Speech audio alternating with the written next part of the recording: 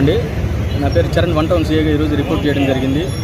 మా గౌరవ ఎస్పీ గారి ఆదేశాల మేరకు ఈరోజు ఈ వెహికల్ చెకింగ్ నిర్వహించడం జరుగుతుంది. జువెనల్స్ ఎవరైతే ఉన్నారో, చిన్నపిల్లలు 18 ఇయర్స్ లోపు ఎవరైతే చిన్నపిల్లలు ఉన్నారో, డ్రైవ్ చేస్తున్నారో ఆ వెహికల్స్ సీజ్ చేయడం జరుగుతుంది. అదేవిధంగా ట్రిపుల్ రైడింగ్, సైలెన్సర్ లేకుండా బళ్ళు విపరీతమైన స్పీడ్తో తిరగటం, ఈ మధ్య ఇవే ఎక్కువగా ప్రమాదాలకు గురవుతున్నాయి. వీటి మీద స్పెషల్ డ్రైవ్ నిర్వహించడం జరుగుతుంది.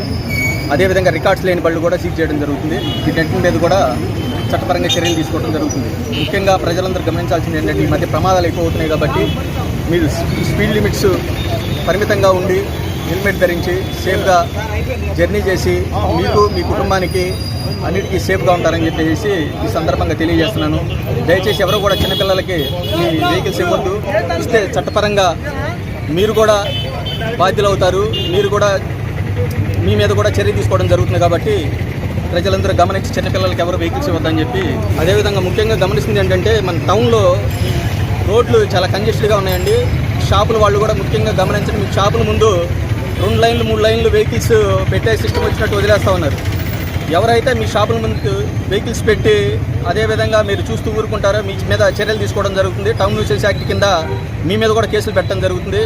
కాబట్టి ప్రతి షాప్ వాళ్ళు కూడా గమనించి మీ షాప్ ముందు వెహికల్స్ లేకుండా, అదేవిధంగా రోడ్డు మీద వెళ్ళే వెహికల్స్కి, నడిచే పాదచారులకి ఇబ్బంది లేకుండా కూడా చూడమని చెప్పి కోరుతున్నాను.